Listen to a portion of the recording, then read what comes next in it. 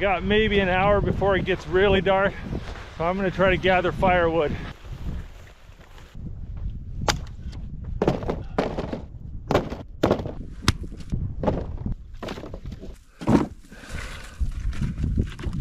Tell you what, firewood's a lot lighter than walrus heads.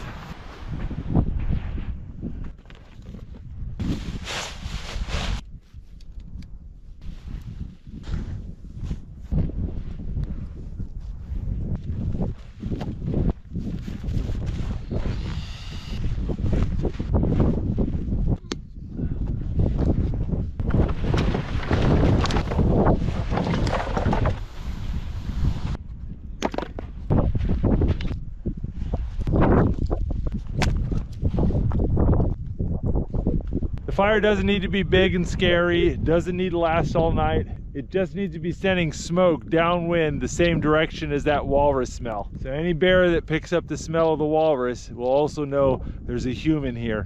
For most animals around this part, that's all they need to know to stay away.